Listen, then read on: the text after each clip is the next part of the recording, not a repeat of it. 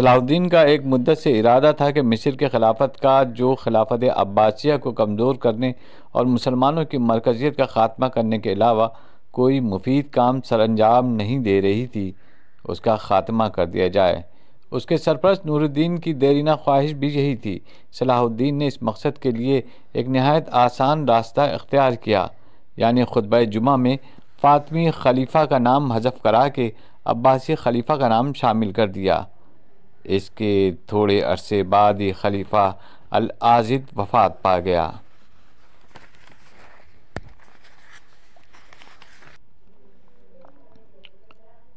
سلطان کا خطاب۔ جب خطبہ جمعہ میں فاطمی خلیفہ کی جگہ خلیفہ بغداد کا نام پڑھا گیا تو خلیفہ بغداد بہت خوش ہوا۔ اس نے نور الدین اور صلاح الدین کو خلعتیں اور مشہور زمانہ سیاہ علم روانہ کیے۔ اس کے علاوہ نور الدین کو 2 تلواریں بھیجیں، ایک ملک شام کے لیے اور ایک ملک مصر کے لیے، اور اسے سلطان کے خطاب سے سرفراز کیا۔ یہ خطاب صلاح الدین ایوبی کے لیے بھی تھا، کیونکہ اب وہ وزیر مصر کی جگہ سلطان مصر بن گیا تھا۔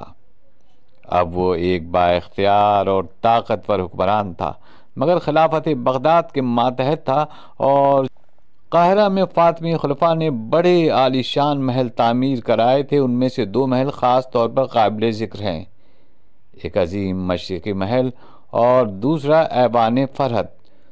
دونوں محلات کے درمیان ایک وسیع چوک بین القصرین تھا، جس میں کم از کم 10,000 سپاہی بیک وقت سفارہ ہو سکتے تھے۔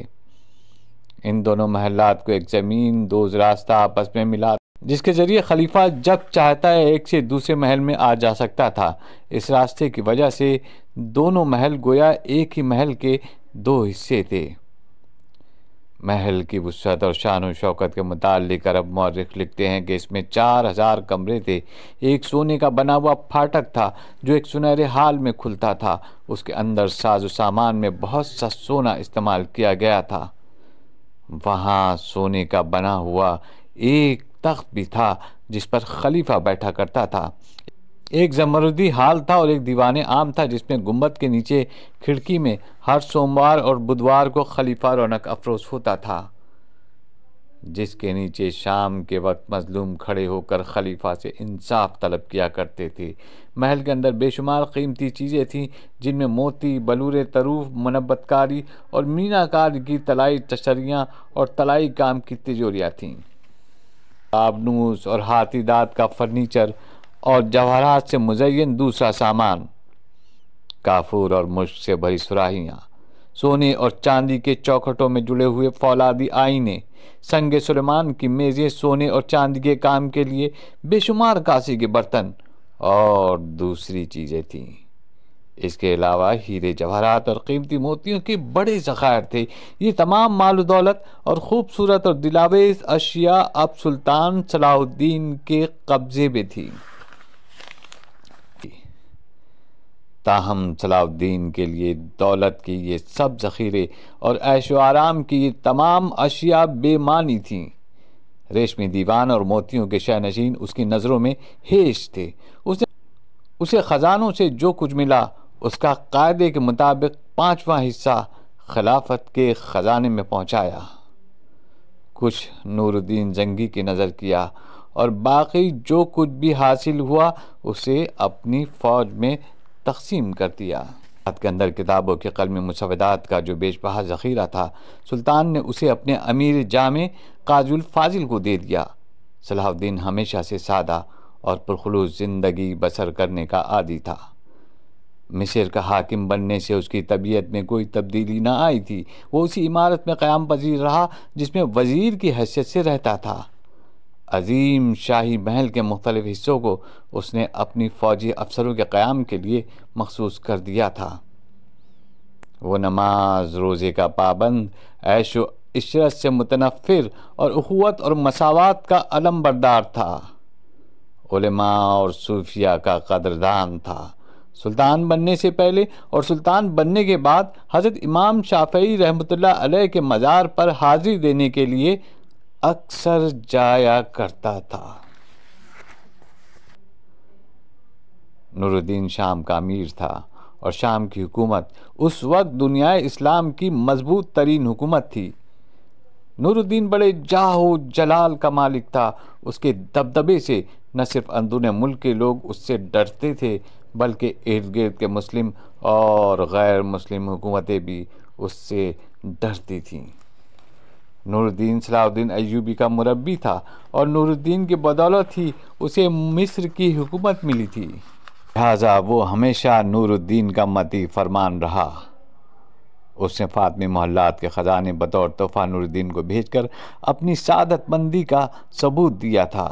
علاوہ ازیں مصر میں اس نے جو سکے ڈھلوائے ان پر نور الدین کا نام موجود تھا، اور مصر کی مسجدوں خصوصاً مسجد الحکیم میں جو قاہرہ کی جامع مسجد تھی، ہر جمعے کے خطبے میں امیر شام کے لیے سلطان کی حیثیت سے دعائیں مانگی جاتی۔ نور الدین صلاح الدین کی طرف سے مطمئن نہ تھا، کیونکہ وہ مصر میں روز بروز قوت بڑھا رہا تھا اور خدشہ تھا کہ کسی وقت وہ نور الدین کا حریف بن کر سامنے آ جائے گا۔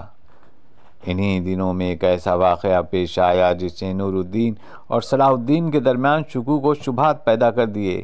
مصر اور شام کی سرحد پر ایک قلعہ الشوبک عیسائی بادشاہ بالڈوین اول نے 1115 عیسوی میں بنوایا تھا۔ یہ قلعہ مصر اور شام کے قافلوں کی گزرگاہ پر واقع تھا، لہٰذا سوداگروں کے لیے مستقل مصیبت کا باعث بنا ہوا تھا۔ صلاح الدین نے ستمبر 1171 عیسوی کو اس پر حملہ کر دیا۔ میسورین نے ہتھیار ڈالنے یا کوئی اور راستہ نکالنے کی غرض سے 10 دن کی عارضی صلح کی درخواست کی۔ اسی اثنا میں نور الدین دمشق سے روانہ ہوا تاکہ اپنے مصری نائب سے جا ملے، مگر صلاح الدین اطلاع ملتے ہی محاصرہ اٹھا کر واپس چلا گیا۔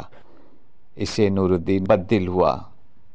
صلاح الدین نے کہلا بھیجا کہ فاطمی خلیفہ کے حق میں ایک سازش کی اطلاع پر وہ واپس ہوا، مگر نور الدین ان باتوں میں آنے والا نہ تھا۔ اس نے مصر پر حملہ کر کے اس قسم کی حکم عدولی کا خاتمہ کرنے کا ارادہ کر لیا۔